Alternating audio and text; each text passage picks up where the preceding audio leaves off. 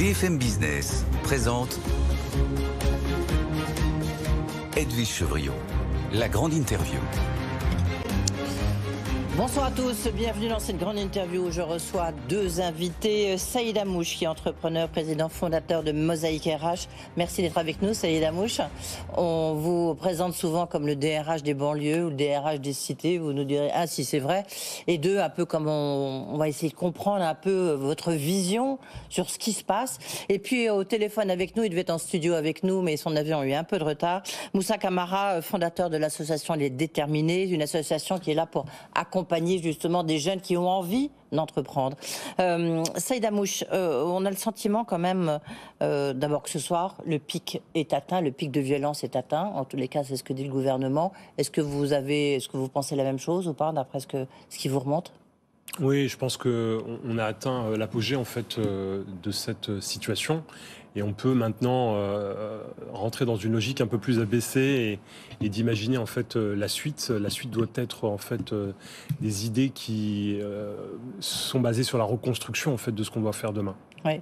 Mais est-ce que vous avez quand même été surpris, après je passerai la parole à Moussa Camara, mais est-ce que vous avez été quand même surpris par cette violence ? Surpris par cette violence, oui, parce qu'on ne pensait pas que ça allait aller si vite et je ne pensais pas que ça serait aussi intense. En revanche, on n'est pas surpris. On savait que ça couvait, on savait que c'est une situation en fait qui était gérée à coups de rustine à chaque fois. Et à un moment donné, quand c'est trop, ça déborde, ça explose. Et la puissance du débordement a été extrêmement violente. Moussa Camara, merci d'être avec nous, Moussa. Est-ce que vous aussi, vous avez été quand même, alors peut-être pas surpris par ces émeutes, est-ce que cette violence a atteint son pic? On est plutôt dans une situation qui est en train, entre guillemets, de se normaliser. Déjà bonjour, désolé de ne pas être parmi vous sur le plateau, malheureusement, des déplacements. Mais oui, la situation qu'on traverse, pour moi, elle est inédite. Après, c'est aussi le reflet de la société dans laquelle on vit. Il y a de plus en plus de violence. On a pu le voir dans les manifestations contre les retraites, aussi par rapport aux Gilets jaunes et tout. On a vu qu'il y a une montée de violence de plus en plus. Et ça s'est aussi traduit dans ces émeutes qui ont été beaucoup plus violentes, beaucoup plus courtes, mais beaucoup plus violentes que celles de 2005. Mais aujourd'hui, la réalité, voilà, comme l'a rappelé Saïd, c'est des années d'inaction où très peu de choses avancent très lentement. Il y a une jeunesse qui ne croit plus. Il y a aussi un tissu associatif qui parfois est désarmé parce que manque de moyens depuis plusieurs années. Et du coup, ça a été très très très difficile aujourd'hui de pouvoir raisonner. Moi, ce que j'ai été impressionné, c'est surtout la rapidité de propagation en fait de ces incidents qui se sont produits partout en France. Ouais. En même temps, c'est vous les associatifs, hein, c'est pour ça que je vous ai demandé d'être là ce soir. Hein. Finalement, à quoi vous avez servi, à quoi vous pouvez servir. Juste, on a le dernier bilan des émeutes que nous a communiqué Bercy en fin d'après-midi. On voit que sur les débits de tabac, il y a 436 commerces touchés. Les 3/4 ont été pillés et 10% totalement détruits. 200 commerces alimentaires touchés. Il y a eu 270 agences bancaires qui ont été aussi touchés selon la fédération. Hier, je recevais Stéphane Palaise, la présidente de la FDJ, la Française des Jeux, qui disait qu'il y avait à peu près 400 points de vente qui avaient été aussi complètement dévastés. Cette violence, messieurs, elle est quand même, elle est surprenante malgré tout. En plus, ce sont des gens très jeunes, à la limite qui pour l'instant échappent à vos radars. Saïd ou Moussa, je ne sais pas qui veut répondre en premier. Allez-y. Saïd, c'est comme il veut. Mais moi, je ne pense pas que ça échappe à nos radars. C'est des jeunes qu'on a pu peut-être croiser à des événements ou à des actions qu'on a pu mener en place. Vous posez la question à quoi servent nos associations. Nous, aujourd'hui, on est sur des temps longs. Malheureusement, aujourd'hui, on est aussi, même si on porte des structures au niveau national, manque cruellement de moyens, c'est-à-dire pour pouvoir agir et essayer de dynamiser. C'est-à-dire on a l'impression de faire beaucoup de choses et on accompagne énormément de public, mais ça reste par rapport à l'ensemble des problématiques qu'il y a, ça reste une goutte d'eau dans l'océan. Ouais. Ce qu'il faut, c'est massifier les choses. Ouais. Et aujourd'hui, je pense que nous, on est sur du temps long. Aujourd'hui, il s'est passé, et on ne peut pas régler ça dans l'urgence. Aujourd'hui, les réponses, elles ne peuvent pas venir du jour au lendemain, tout de suite, maintenant, pour pouvoir changer tout ça. Oui. C'est un temps long, forcément, et c'est ce qu'on fait depuis plusieurs années, plusieurs mois, tous les jours, H24, et toute la semaine de l'année. Mais justement, aussi, j'ai passé la parole à Saïd Amouche, je pense que lui aussi, il dit comment il réagit. Mais vous faites tous les deux, vous faites ça quand même, vous êtes sur le temps long. Ça fait plus de 10 ans que vous avez créé Mosaïque RH, vous travaillez sur l'inclusion. Il y a des résultats. Oui. Oui, il y a des résultats, mais visiblement peut-être pas suffisants. Enfin, juste, Saïd, vous, sur cette violence, la rapidité avec laquelle ça a explosé, vous aussi, c'est quelque chose que vous comprenez pas vraiment, Saïd Amouche? Non, c'est très organisé en plus, très organisé. Ouais, plus ou moins organisé. En tout cas, il y a des dynamiques de groupes qui sont violentes. Il y a des dynamiques finalement qu'on retrouve dans d'autres moments de rébellion en France. On parlait des Gilets jaunes, on parlait des comportements suite aux manifestations sur les retraites. Donc il y a une similitude, mais surtout c'est le fruit en fait.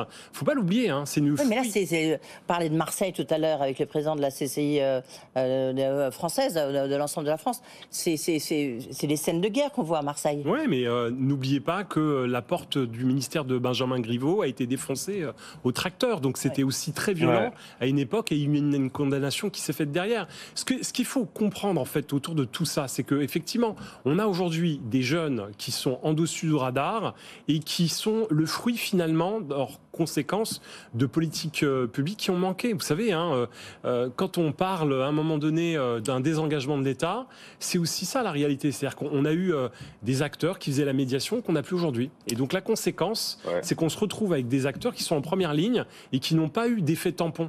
Alors malheureusement, en fait, il faut en faire plus sur ces publics parce qu'ils partent de plus loin.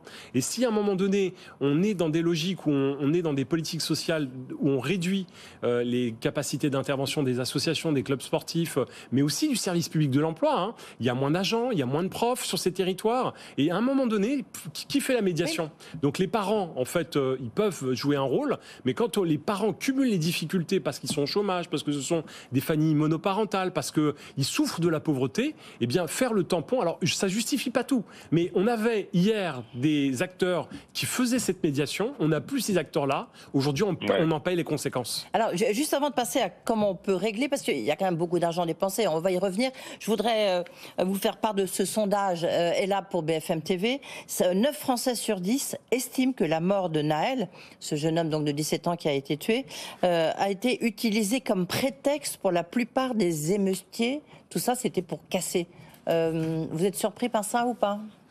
Non. Saïd, après Moussa, Saïd Amouche. Vas-y Moussa. Non, allez-y, Saïd, puisque vous avez la parole.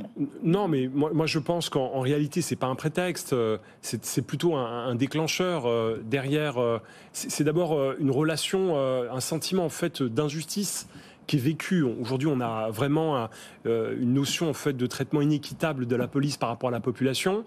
On a le sentiment que c'est un énième dérapage, un dérapage qui est filmé en direct live. Et donc, ce sentiment en fait d'injustice, il est exprimé avec cette révolte directement réalisée. Alors, elle n'est pas justifiée, elle n'est pas justifiable. En revanche, elle existe et il faut l'entendre. Parce que derrière, si on ne veut pas que ça se reproduise, on a intérêt à avoir de nouveaux outils pour pouvoir mieux traiter en fait le problème.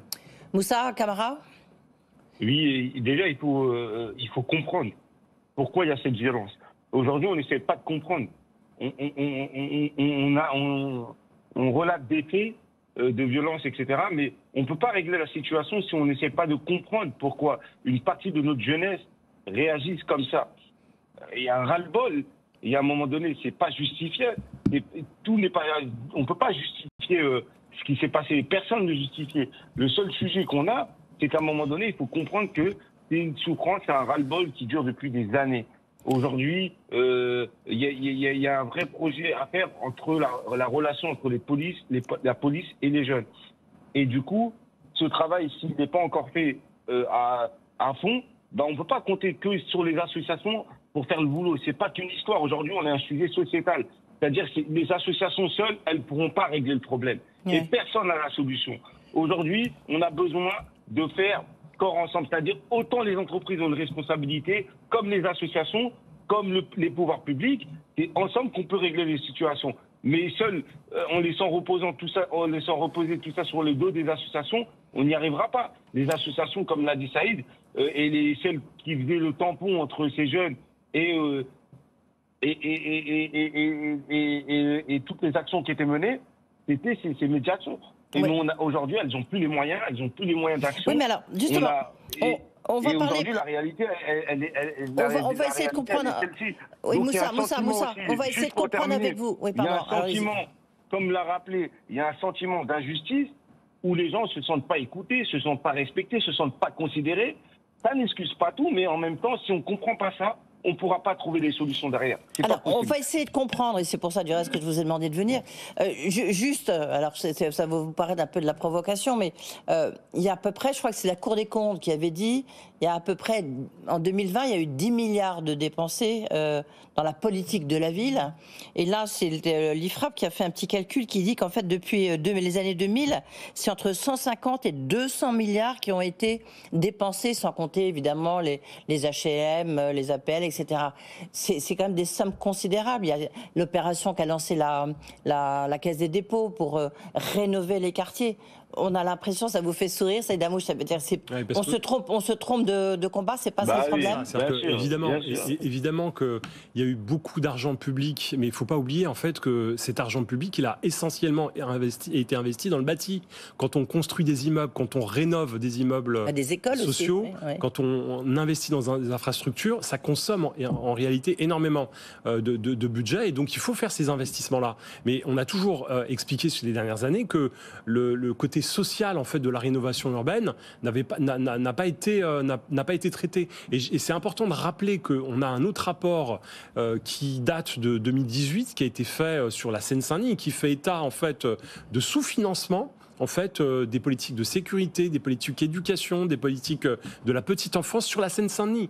Faut pas oublier aussi qu'en Seine-Saint-Denis, un collégien, quand il termine son cycle, il a 1 an de formation en moins que la moyenne nationale. Pourquoi ? Parce qu'on a des profs absents, parce qu'on a des difficultés qui ne sont pas gérées au quotidien. Donc tout ça, c'est aussi en fait de l'argent public qui n'est pas investi sur les territoires. Donc quand on parle de 10 milliards sur 25 ans, sur 200 milliards sur 25 ans, faut faire la proportion en fait qui incombe directement. C'est des populations qui sont nombreuses. Vous dites c'est très bien de reconstruire, mais c'est pas que ça, quoi. Il n'y a pas tant d'argent que ça qui ont été investis, et on a beaucoup investi sur les infrastructures pour de la rénovation, avant, et peu sur la reconstruction. Et à partir de là, si on s'occupe pas en fait si on refait des immeubles et qu'on tue les associations et le service public local, ça ne marche pas. Et en fait, c'est ça qui se passe. Donc on a un sentiment d'annoncer des grands chiffres, mais en réalité, depuis 30 ans, en fait, les politiques publiques, elles ont déserté. Il n'y a plus de colonies de vacances subventionnées dans lesquelles on pouvait faire de la médiation. On a des clubs sportifs aujourd'hui.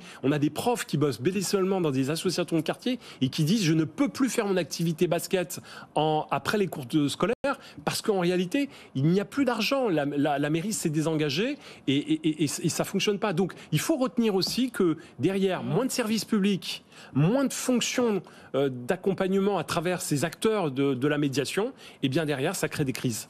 Oui, Moussa Camara, vous partagez cette analyse ? Je partage totalement cette analyse. On ne peut pas regarder uniquement les fonds qui ont été investis et qui ont été injectés dans les quartiers en disant qu'il n'y a rien qui se passe. C'est souvent l'argument qu'on entend souvent, mais en réalité, quand on regarde la situation et la vie des gens, elle se dégrade. C'est-à-dire, en réalité, où elle est flashée cet argent ? La population, les habitants, les gens qui y vivent ne voient pas forcément le changement s'opérer dans leur vie quotidienne. Et surtout, ils voient se dégrader. Il y a moins de services publics, il y a moins de sécurité, les écoles, les profs ne sont pas forcément remplacés. Donc il y a une vraie problématique qui est là et qui s'accumule avec tout ça. Et du coup, on rajoute les problèmes de chômage, les problèmes de discrimination. Tout ça multiplie en fait les difficultés dans ces territoires. Moi, quand j'étais plus jeune, j'avais l'impression de mieux vivre dans ma ville à Cergy qu'aujourd'hui. Pourtant, peut-être qu'il y a eu les rénovations urbaines, il y a eu un certain nombre de choses, mais là où on a mis, on a enlevé quelque part.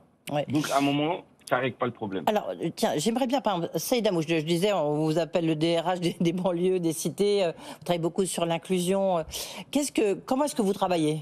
Alors, là, c'est une réponse concrète à la question que vous posiez tout à l'heure, à quoi vous servez les associations. Oui. En fait, encore, s'occuper des jeunes diplômés des quartiers, comme on l'a initié en 2005, personne ne le faisait. On pensait qu'un jeune diplômé des quartiers, il avait le réseau, il avait la formation, qu'il n'y avait pas de discrimination et que toutes les entreprises étaient prêtes à l'accueillir. C'est pas la réalité. Et donc, du coup, on est obligé de s'organiser, on est obligé d'investir en fait dans des solutions novatrices sur nos fonds propres en réalité, parce qu'en réalité, encore une fois, c'est pas sur des budgets publics que nous avons. Oui, non, vous avez une fondation et des entreprises partenaires. Et derrière, on a créé une dynamique, on a créé et on démontre que quand on s'occupe de ce sujet-là avec des approches intelligentes, en montant les bons partenariats avec des solutions inscrit dans la culture de résultat, ça marche. Sauf que quand on crée les déterminés, quand on crée Mosaïque RH, on est des acteurs qui apportent une contribution. Mais derrière, c'est à l'action publique de reprendre le relais. C'est au pouvoir public de se dire, tiens, il y a une bonne idée qui existe, elle a des résultats. Peut-être que demain, on renforcera Pôle emploi, où on permettra aux services publics d'investir ces sujets qui sont des sujets où il n'y a aujourd'hui aucune action publique concrète. Donc c'est ça qu'on fait aujourd'hui.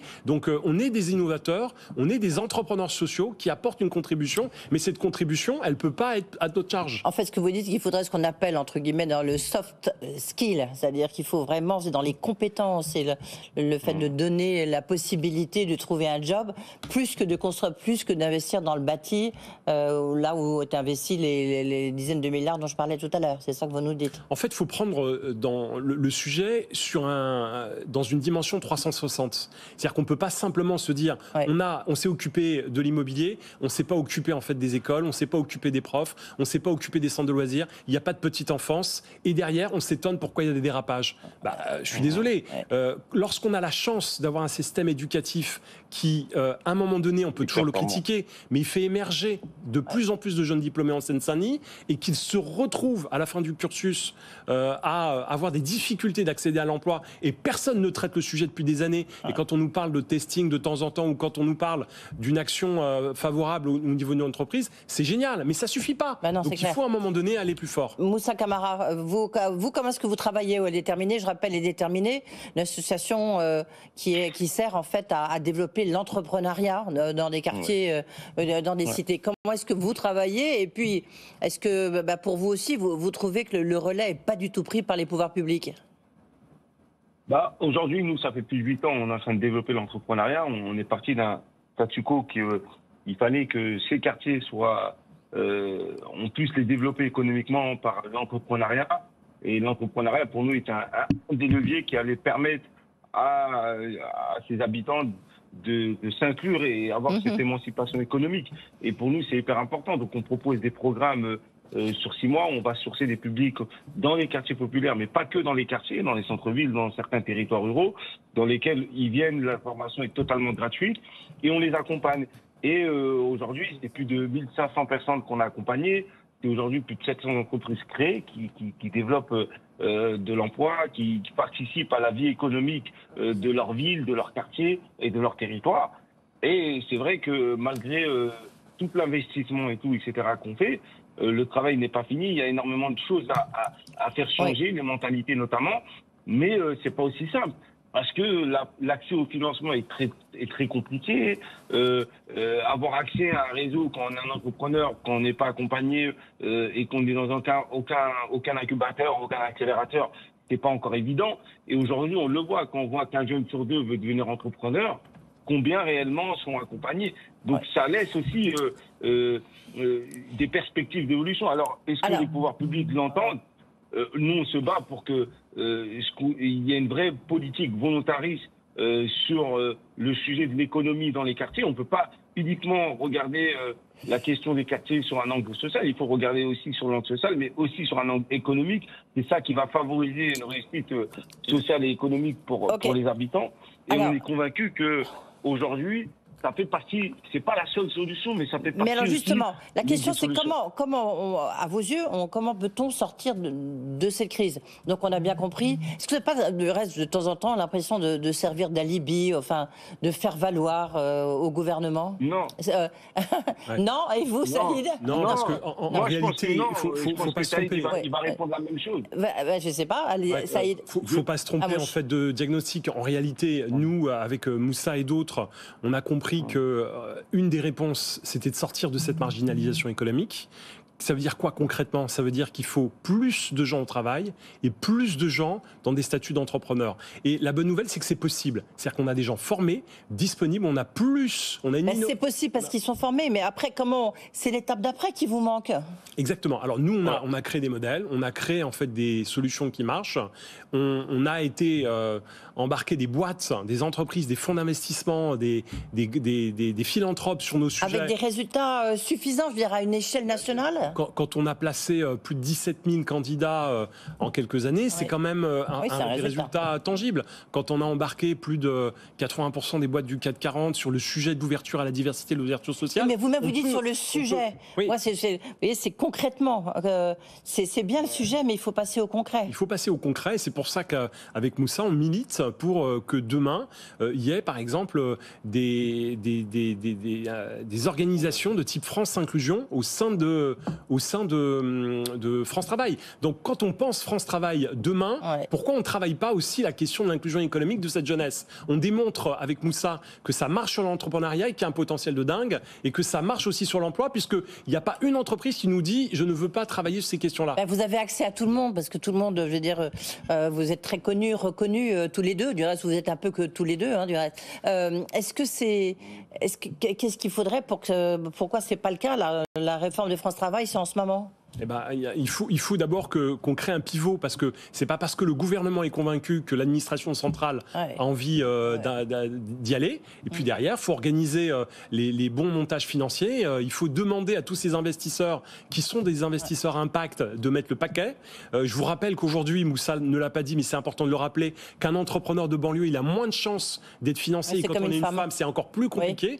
Une femme des banlieues, tout simplement parce qu'on demande une caution bancaire. Et si on n'a pas de garantie bancaire, ça fonctionne pas. Et ben, lorsqu'on est issu d'un milieu populaire, c'est compliqué d'avoir une garantie bancaire. Moussa Camara?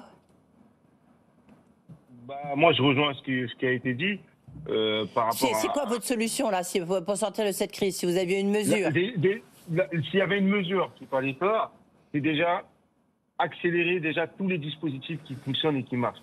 Comment aujourd'hui on arrive à repartir de ce qui marche? Parce que les solutions, on les a. Les solutions, c'est moi...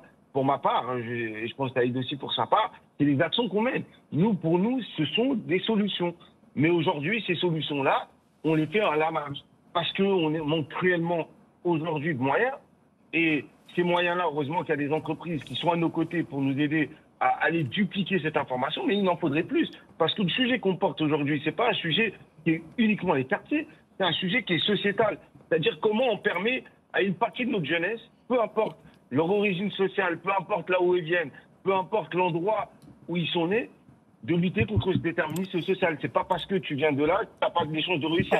Et aujourd'hui, c'est aussi des talents qui peuvent aussi porter le pays tout entier vers la réussite. Que ce soit des jeunes diplômés qui vont rentrer dans des entreprises qui ont tout bien fait et qui vont pouvoir apporter leurs compétences, leur savoir-faire, merci Moussa, leur il nous reste dans l'entreprise, et que ce soit des entreprises qui vont créer de la valeur, qui vont peut-être être le fleuron français de demain au niveau international et au niveau national. C'est ça qu'on veut faire. Et nous, ça, c'est des solutions dans lesquelles on est convaincus. Moussa, il nous reste 2 minutes. Donc, j'ai encore une petite question, mais Saïd Amouche voudrait réagir à ce que vous venez de dire. Alors, moi, concrètement, aujourd'hui, on sait que c'est du côté du privé que les choses vont bouger. Donc, moi, je fais un appel Sonalen, à toutes les entreprises françaises qui veulent œuvrer, qui veulent réagir. On a besoin de ressources financières, on a besoin de postes, on a besoin d'investisseurs. Avec Moussa et d'autres, on a créé une coalition. Et donc, on a un guichet unique sur lequel on peut appuyer pour pouvoir accélérer. Donc, si on veut véritablement changer la donne, c'est quoi l'adresse de guichet unique? On va le faire directement. On a la fondation Mosaïque, où on a lesdéterminés.com ou .fr. Donc voilà, c'est des portes d'entrée qui permettent à un moment donné soit d'aller sur l'entrepreneuriat, soit d'aller sur l'emploi, soit d'aller sur les deux. Et je peux vous dire qu'une entreprise qui s'engage véritablement, elle peut nous permettre de changer la donne. Et donc c'est l'appel que je lance aujourd'hui. Rejoignez-nous. Ben voilà, comme ça, c'est lancé. Toute petite question, en très peu de temps, on ne va pas refaire tout le débat, mais comme ça a été vraiment au cœur de toutes les analyses et le décryptage, est-ce qu'il y a un rapport à l'autorité qui est compliqué ? on est aujourd'hui dans une sociologie où le rapport à l'autorité a changé. On n'est plus dans une logique des années 50, 60, sortie de guerre, où on était au garde-à-vous. Ça fonctionne plus comme ça dans les familles, ça ne fonctionne plus comme ça dans les entreprises, et donc forcément, dans toute la société, ça ne fonctionne plus comme ça. Donc on a un rapport à l'autorité qui est différent, et donc du coup, je pense que la police, quand elle s'occupe de ces sujets-là, elle doit aussi se réadapter. Voilà, on sait que c'est pas normal de pas s'arrêter lorsqu'on est contrôlé.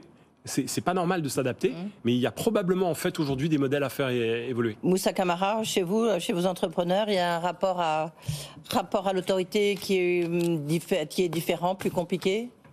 Non, du tout. Les gens sont totalement...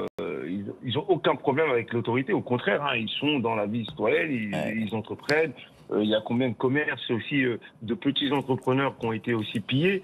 Malheureusement, c'est des gens qui commençaient pour qui ça va être très, très, très, très difficile de pouvoir repartir. Merci, messieurs. Il n'y a aucun problème avec l'autorité pour les entrepreneurs. Merci, monsieur. On aurait pu continuer, évidemment, très intéressant. Je trouve qu'on a mieux compris un peu ce qui se passe, enfin un tout petit peu. Merci beaucoup, Seyyed Hamouche, d'avoir été avec nous. Mosaïque RH, vous reviendrez. Absolument, on va faire le suivi.